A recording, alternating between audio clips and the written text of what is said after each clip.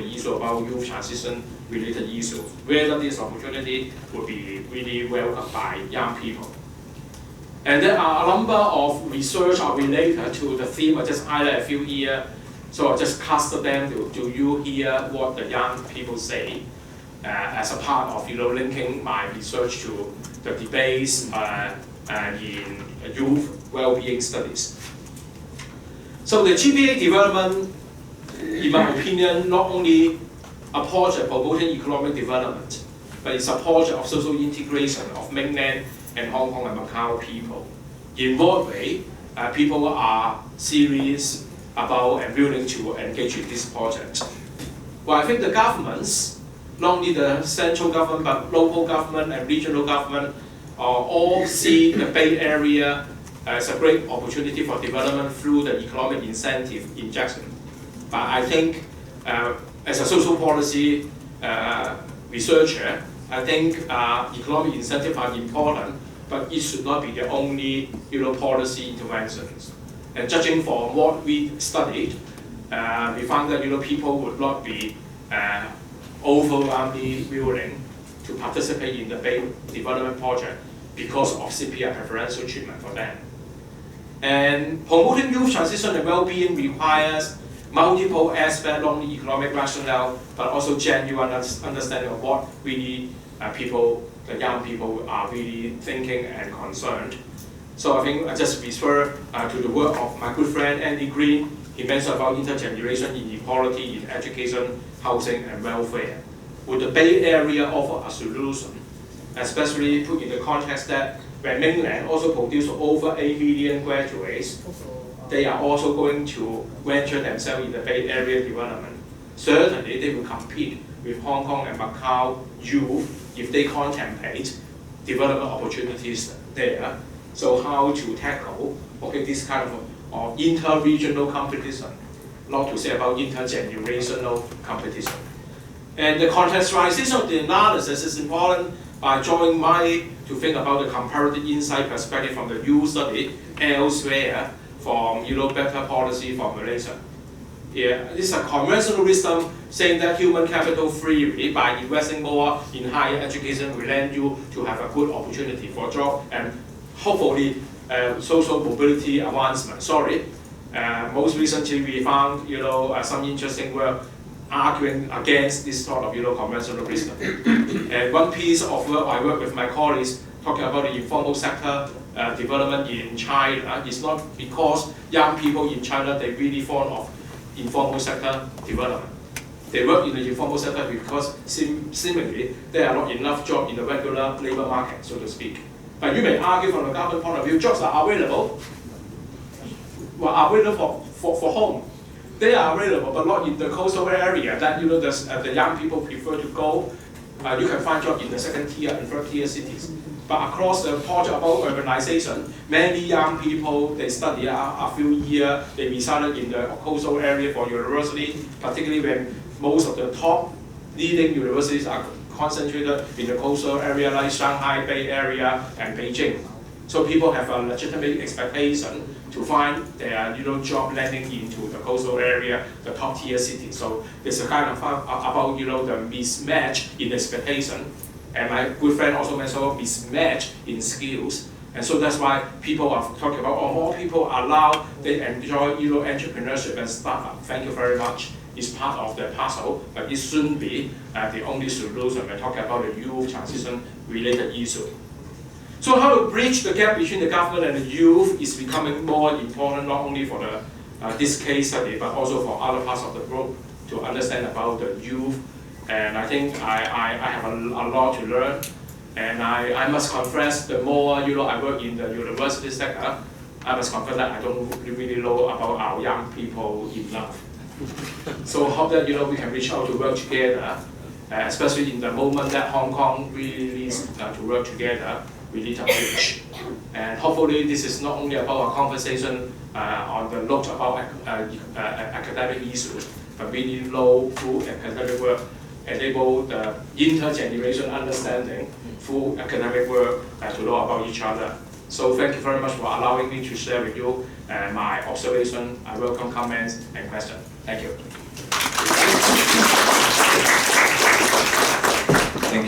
much indeed, and that is great. We have quite a bit of time for questions and discussion again. There's some arms going up already. It's good, thank you. Maybe Professor Koo first. You already asked the question. I think the lady first, the other first. It's okay. Yeah. I will be challenged by my young PhD student. Yeah, I'm a student. I can ask questions as much as I want, right? Okay, yeah. So thank you for sharing your observations. It just reminds me of one of my observations, because I just finished analyzing some of the Chinese netizens when they talk about innovation and entrepreneurship in Shenzhen. You know, the Shenzhen netizens, when they talk about other cities, where are they talking about? And I was a bit surprised and even shocked to find, you know, when they compare Shenzhen with other cities, or when they talk about cooperations that could happen between Shenzhen and other cities, they talk about Beijing, Shanghai, Guangzhou, even America, much more frequently than talking about Hong Kong. So I think this kind of misunderstanding, or you know, this kind of, I don't know how to call it, happened not just in Hong Kong, among Hong Kong young people, but also among those in mainland. I was wondering why this happened, because I'm not a expert about Hong Kong and expert about Great Bay Area, but I just wondering why this happened. Because when we analysis or look at the policies, it looks like a lot of integration is happening, but at the citizens level, they are just looks like Hong Kong and Shenzhen are so close, but they just kind of like they ignored there's other city there. So I just wondering why this is happening and how to explain that. Well, I'm only a learner about the Bay Area. I could not be able to answer fully about your question, but your question is a very good one. But my poor understanding about young people, as I mentioned, and we need more research. But certainly you raise an important point. In our previous two survey conducted, is about how Hong Kong people or young people think about the Bay Area development. So our counterpart, South China University Technology, will be doing similar study, asking those people in the 9 cities in the Bay Area how they think about Hong Kong and Macau young people or people trying to resign themselves as elder people living there or young people looking for job there. Then we could draw interesting comparative perspective. Because it's very much about Hong Kong people see about Bay, but how the Bay people, see about Hong Kong and Macau. That would be a very interesting work. And this is our ongoing conversation with our center co-director. We try to plan ahead of this sort of survey. So in future, I hope to share with you in what way we try to understand more about the Bay Area, like Shenzhen or like cities. They think about Hong Kong, how they think about the integration of Hong Kong, Macau to the Bay Area, and how they think about, more importantly, whether they consider there's a huge competition between the Hong Kong and Macau youth, with that of the youth coming from not only from the region but also other part of China. I don't think there's enough research being conducted. Maybe also bringing in Taiwan to see about the cross-trade area, how Taiwan people, Macau, Hong Kong, and also the Bay Area people could work together. Would be interesting. Yeah. Hope I can answer your question partially. Just a follow-up question, a follow-up student kind of question is that I'm wondering whether it is because the direction of the policies, kind of wrong or go to another way. Because I just wondering why the government have a lot of these efforts, but the students or the young people, they just kind of like they don't know or they don't care about it. Is it because something wrong with the policy? Well, it's a very good question. I think the Hong Kong government is also thinking about is there something wrong with that, and then what are the factors. So it requires further research. I think it's not only about education alone. Some people in the most recent months put the brain on one of the core subject, which is a liberal study, as the reason for accounting for the recent development in Hong Kong. I think that requires more serious research for reflecting upon what really happened. Do we spend enough time to listen, to hear enough about the young people? This is a genuine question raised by myself. Yeah. I think that's a very interesting question. It's about in US where you find out so many Hong Kong young people would like to take a work in Greater Bay Area. I just wondered if we, in the Hong Kong government point, is it good or not good for such a situation? Because we got a statement of the policy debate in Taiwan. Because more and more Taiwanese young people would like to take a work overseas. That would be a good development for their personal career. But for the Taiwanese economy, because we lose tax and lose contribution to the insurance system, so we become imbalanced in Taiwan. So now Taiwan government is trying to attract more Taiwanese young people to stay in Taiwan rather than to go abroad. So that's the question. So I just wondered, in the perspective of the Hong Kong government, if more and more Hong Kong young people would like to work in mainland China, is it good or not good to Hong Kong economy? Okay, thank you very much. I cannot represent the Hong Kong government. So, but what I can, give you an answer is based upon the policy document that we reviewed so far. I think it's more than creating employment opportunity for the young people in Hong Kong. I think it's the Hong Kong SL government has responded positively to the Bay Area development opportunities. Through this particular project, I think the government in Hong Kong tries to diversify its economic, restructuring. Because in the last 20 years, as I mentioned in my talk, Hong Kong hasn't been successful in transforming our economic development. We still heavily rely on the 4 pillars, but how far this 4 pillars will sustain the economic development in Hong Kong when we are talking about sustainable development. So that's why I think Hong Kong government tries to see this opportunity in the Bay Area development by working with the large cities there, by playing a leading position in driving the economic growth in the region. Well, many people in the mainland will say that this blueprint is not exactly for the large cities, but actually drafted for Hong Kong and Macau, and putting Hong Kong and Macau in a leading position to drive the Bay Area development, because the government in Beijing is very concerned about in what way Hong Kong can sustain its own economic development. I'll give you a historical perspective to end my answer. Around 40 years ago, when Chinese government started economic reforms, so Hong Kong contributes significantly to the economic transformation in the mainland, and in terms of GDP over a certain percentage. But most recently, our contribution to the national GDP is less than 3%. So that's why, if you're talking about whether the blueprint is for the Bay Area, is for Hong Kong, so some analysts would argue it is basically want to reposition, helping Hong Kong to reposition itself in the Bay Area development. But whether the job market is big enough to absorb all the Hong Kong people. First of all, Hong Kong's unemployment is not too bad. Even in the last couple of months, our unemployment is around 2.3%, something around 3%. It's not very serious. But the government is concerned about the young people. They are complaining about the job nature in Hong Kong. Similar to Taiwan, similar to global cities elsewhere, we have jobs, but the salary packages is stagnant. So if we do not find new growth points, and then it will be difficult for satisfying people in Hong Kong. They complain about the salary level. So that's why the government try to embrace into the project, at the same time creating more opportunity for people. But whether people would go, Hong Kong government cannot stop or cannot, coerce them to do so. Yeah. So I don't think, the issue for you is a bit different for Hong Kong, because Hong Kong's, my friend talked about people do not appreciate liberal arts education in Hong Kong. But having said that, our graduate within 3 months they can find jobs.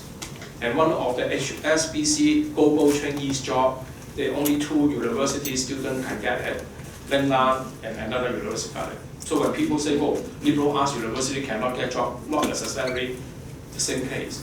So, but what kind of job you can debate, but what salary level. But we look into the last 5 years, our graduate, in terms of salary, has actually increased. Yeah. But whether they're happy, I don't know. But actually, it's an increasing trend. But the housing is increasing. But at the same time, the problem is precisely what you just mentioned is housing. Yeah. So when you heard about the new the policy just announced last week, and so many young people call in your radio, they complain about, okay, fine, you know, give a new housing policy, but how many years I have to save for money for pay the down payment? Okay, this is the issue. But if you ask me when I was younger as a boy, graduating from university, I didn't expect that after tomorrow I can buy a house. Okay, this is a new generation. Yeah, sorry. Yeah, I mean that's very interesting, and I was going to ask a follow-up question, maybe actually to both of you. I think we talk about graduates a lot and about the youth transitions of graduates. We talk about economic opportunities. We talk about integration. But what about those young people who are not graduates? So where are the opportunities in the Greater Bay Area for those? I mean, I was really struck by your example of long-term care, because you're essentially arguing we should make it more attractive for graduates, right? By making it decent jobs. But there are still quite a few young people who don't have those credentials. And I'm just wondering whether there are any opportunities within the Greater Bay development for those young people who are now working in more precarious jobs, who find it very difficult to afford housing because of those reasons. Well, can I, Stuart, before you answer, I think I'm intrigued by your slide talking about the care sector. We share the same, thinking. So that's why Lingnan University has, got the grant from the Jockey Cup for developing the general technology and promoting productive aging. Because I think you're talking about dignity and respectful job for the young people. Because most of the young people, they do not like the job. Even though I think the pay is not bad, the social welfare department actually have a special scheme for training those students. They are not having degree. But once they go through the training as a carer, their salary is better than, some university graduates. Bear with me. The entry point is about 14,000 or 15,000. But whether they want to take up the job in the care sector. So because I think many young people, if I'm wrong, you are young people, you can correct me, think, care service is too boring, too dirty. But introducing general technology into this kind of care, sector will transform the image and also provide a professional dimension for the young people. So that's why we are mounting health and social care management program at the BA and also at master level at Lingnan, precisely making use of the general technology. And this is exactly another colleague of mine, Professor Dixon Chen, just signed with the Wuyi University, is to create a platform for doing research. It's not only purely research, it's an applied work for promoting Jiangmen area in the Bay as a modern, care area for the elderly with general technology. So I think it could offer the opportunity for young people if they can change their mindset. Doing care is not only a dirty job. That would be a great opportunity for them in the future. Yeah, I think it's a very good point. I do think that we, in these times and in this part of the world where higher education is so, our attainment levels are so high, we do tend to over-focus on university students, right, and university graduates. And in demography, we do exactly the same. We're always concerned about, how you can have kind of high-flying jobs and have children at the same time. But the reality is, this is not the university experience at all. And I think it's a kind of arrogance which we all in the sector are guilty of just falling into this way of thinking. But I would say that in response to that, I think that exactly the same principles hold. You are, whether you've got a degree or not, you have access to a bigger labour market. There are more opportunities. But then there's also 1 billion other people with access to that labour market as well, and with or without the same qualifications as you. So I think in some ways, whether you're a graduate or not, and of course, the reality is graduate is not a binary. There are types of degree. There is a grade in universities, there is a grade in degrees, right? And there is a grade in discipline as well. And so it's not really about graduates and non-graduates, it will be that there are some people who are very attractive to the job market, and then there will be others who are less attractive. And it may well be that somebody without a degree and other skills is a lot more attractive than somebody with a degree. So, but the same principles about wanting to move, the same principles that exactly that came up from the survey, and about competition, I think is exactly the same. It's exactly the same. Are there any more pressing questions? Doesn't look like it. So I think this brings our first session to a close. Just let's say thanks again to Professor Mock for sharing. We have a 15-minute break now. I think there will be coffee, tea outside. Please have a good look at your program. I'm sure you already did so. The next sessions will be parallel sessions, so you will have a choice to go into different rooms according to which papers you think are most interesting to you, just by looking at the title and the abstract. Okay, for the room arrangement, this is one parallel room, another room just next door, another room is third floor of the main building, okay? Yeah. So if you're not sure where the rooms are, just ask some of the student helpers as well. They will guide you. They will guide you along. But for now, let's have a quick break to refresh and enjoy the rest of your day. Thank you very much.